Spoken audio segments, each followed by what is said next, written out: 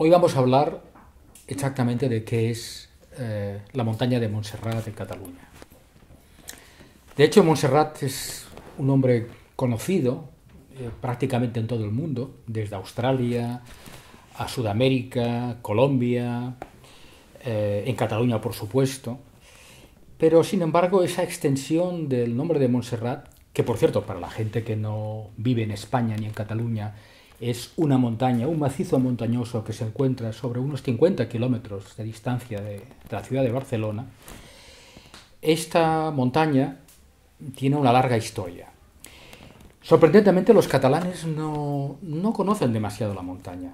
Yo diría que hay dos grandes tragedias para Cataluña, que es una de las regiones autónomas de España, pero históricamente siempre ha buscado su independencia.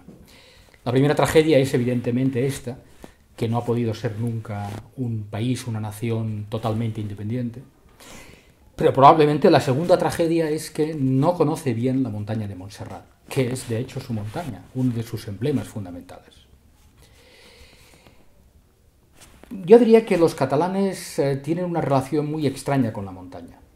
Existen los catalanes tradicionalistas, que ven en la montaña meramente aspectos religiosos, tradicionales.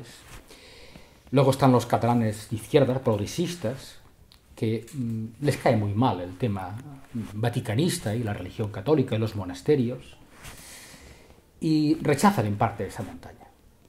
Y luego está una gran cantidad de aspectos cotidianos que los catalanes pasan en la montaña, desde excursiones, colegios, visitas turísticas y sobre todo también, podríamos decir, la famosa tradición nupcial, ya que cada joven catalana en parte sueña con casarse en Montserrat, en las capillas de Montserrat. Y para el turista extranjero, para los turistas japoneses, americanos, sudamericanos, Montserrat, o polacos, que vienen muchos, Montserrat es una excursión, un monasterio, una virgen, llegan y se marchan. Claro, todo esto lleva a un desconocimiento real de la montaña, porque Montserrat es algo más que todo esto. Entonces, lo que vamos a tratar aquí ahora, aproximadamente en esta conferencia, es explicar en pocas palabras qué es realmente la montaña de Montserrat e intentar definir la noción de lo sagrado con la montaña de Montserrat. Empezaremos básicamente tocaremos 3 o 4 puntos. Empezaremos con el tema de la geología. Nos dice la ciencia convencional geológica que Montserrat es un macizo, una montaña, que se creó hace millones de años porque ríos venían de los Pirineos con piedras, con cantos rodados, iban a parar a unas toberas de un mar interior y allí se apelotonaban, se apilaban constantemente esos materiales de arrastre. Al cabo de más tiempo, el mar se retiró y aparecieron estas formaciones como hechas por alfarero, esas extrañas figuras que determinan las rocas de Montserrat. Si reflexionamos sobre esto, veremos que de hecho nos encontramos con que Montserrat es una obra de la naturaleza doble, hecha 2 veces. Una en el Terciario, en la época de los Pirineos, son montañas jóvenes, y otra posteriormente debido a la propia acción del agua, de los arrastres y del viento. Esto nos lleva al famoso conglomerado, el kárstico monserratino, que es como si fuera un mortero durísimo, creado a través de millones de años, y que da esta sensación de que no sensación, sino percepción, más bien dicho, de que las rocas son peladas y que la roca domina sobre la vegetación. Y es así ciertamente. Pero claro, este hecho sorprendente, que realiza una serie de formas, implica que Montserrat tiene una visión abisal, una visión como si fuera algo interior, algo que surge de los mares. De hecho, emergió de los mares Montserrat. Esas rocas, esas formas de las rocas a nivel estético producen lo que conocemos como paraidoilas. Las paraidoilas son estas visiones que uno tiene cuando hay un accidente natural y uno parece que adquiere forma humana o forma significativa. Ha ocurrido muchas veces en Marte. en las tomas del Voyager en Marte y las ondas Viking. Montserrat ocurre lo mismo. Uno atraviesa Montserrat y a través de los siglos los catalanes han dado nombres a esas pareidoias.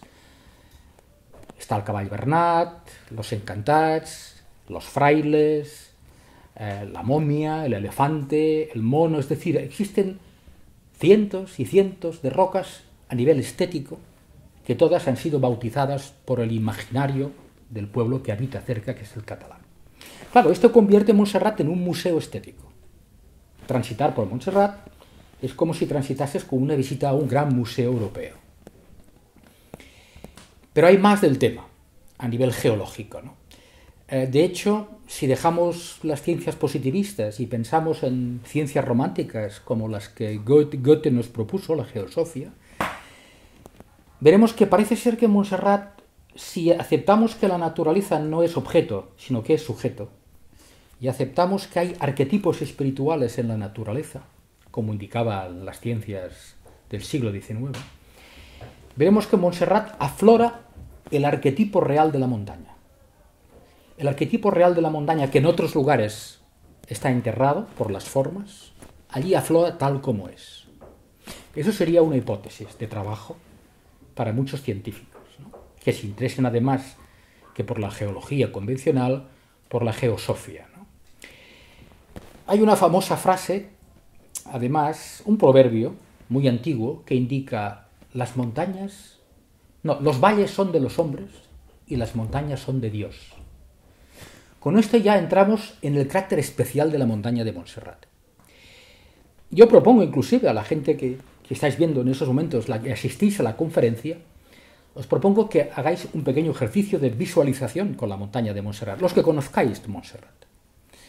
Cerrad los ojos y tratar de imaginaros en Montserrat un paisaje de payés, un paisaje campestre, con las vacas, las casas, las masías, los campos de cultivo.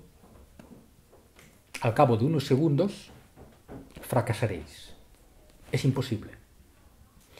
Las formas especiales de Montserrat, esos tremendos vericuetos, las toberas, los despeñaderos, esas extrañas formaciones, peladas, sin vegetación, impiden y muestran que esa montaña no es de los hombres. Es una montaña, en términos antiguos, para los dioses.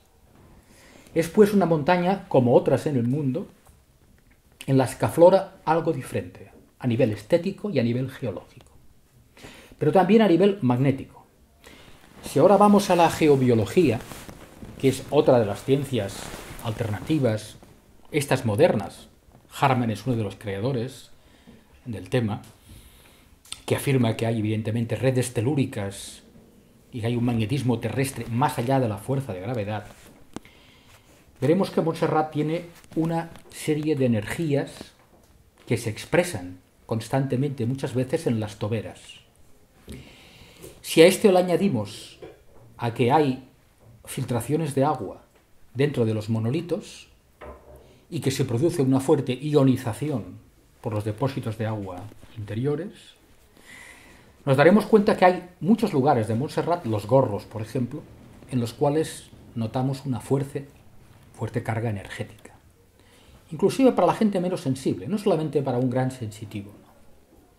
Hay pues un magnetismo telúrico en Montserrat, que para cualquier viajero, visitante de la montaña, se acrecienta si atraviesa los senderos de Montserrat. Constantemente las plantas, los helechos, los pinos enanos, rozan a las personas y potencian su campo etérico, o según la tradición ayurvédica, potencian las auras de las personas. Por todo ello, nos apunta que Montserrat no es una montaña más. Tiene, por decirlo así, es como una puerta geológica, estética y energética a algo nuevo, a algo sagrado. Porque esa es la definición de lo sagrado. A nivel natural, lo sagrado es algo diferente del resto de los lugares, algo aparte, un lugar donde suceden cosas, y un lugar en donde es más fácil, a través de las energías, de la estética y de la geobiología, entrar en contacto con lo divino y entrar en contacto con uno mismo. Los que realmente captaron el tema, y esto es lo sagrado, los que realmente captaron el tema, de hecho, a ese aspecto de Montserrat, al aspecto sagrado de Montserrat, fueron, sin lugar a dudas, los chamanes megalíticos o chamanes ibéricos. Existen lugares en Montserrat y en sus entornos de cuevas, oquedades, de cultos ancestrales. Pero los modernos, la gente que ha experimentado lo sagrado en Montserrat, han sido siempre los ermitaños. Ellos son los verdaderos propulsores, antes de los benedictinos, de la montaña de Montserrat. Los descubridores. Ya en la época visigótica, antes de la invasión árabe, cuando Cataluña era arriana, existían ermitaños en las cuevas de Montserrat. El ermitaño, que es un fenómeno que ha tenido la montaña durante 1000 años, hasta el siglo XIX, el ermitaño de Montserrat, en la cual hay ermitas que todavía hoy se conservan, buscaba 3 cosas en la montaña. Una, la primera, el retorno a la naturaleza. 2, el autoconocimiento. Tratar de reflexionar sobre sí mismos y saber exactamente cuál era su destino personal, en un giro de su vida. Y 3, gracias a ese contacto de soledad y de naturaleza, a ese Montserrat interior, era posible conectar más fácilmente con la divinidad, con lo divino, tanto exterior como interior. Eso era el descubrimiento de los ermitaños de Montserrat, como existieron en otros lugares, en Egipto, al principio del cristianismo, en Turquía, en Grecia, en la tradición del Monte Athos ortodoxos, o la tradición del Shinto en Japón. Pero más allá de los ermitaños, vale la pena hablar también, para contestar a la pregunta ¿qué es Montserrat?, las personas que en los siglos modernos y fueron descubriendo el tema de lo sagrado en Montserrat. Básicamente los viajeros románticos. Para empezar, un personaje que la mayoría de las personas que estáis en la conferencia conoceréis, que es Ignacio de Loyola, Íñigo, el creador de la Compañía de Jesús, de los jesuitas. Es poco conocido, pero él tuvo una visión, cambió su vida cuando llegó a Montserrat. Llegó a Montserrat, tuvo realmente su encuentro con Damasco, ¿no?, la caída del caballo de Damasco, y volvió a Manresa, se quedó un tiempo en Manresa, viviendo en cuevas, visitando Montserrat. Gracias a esta potencia de la montaña, él tuvo diversas visiones en el Cardener, en Manresa, frente a Montserrat. Y luego, evidentemente, en Italia, en la Storta, tuvo la visión definitiva en la cual le mostraba qué es lo que tenía que hacer para la Compañía de Jesús. Pero fue en Montserrat donde él hizo los ejercicios espirituales, donde tuvo la idea. Todavía hoy existe la cueva y existe la atmósfera de los ejercicios espirituales en Montserrat y en Manresa, el colegio de los jesuitas.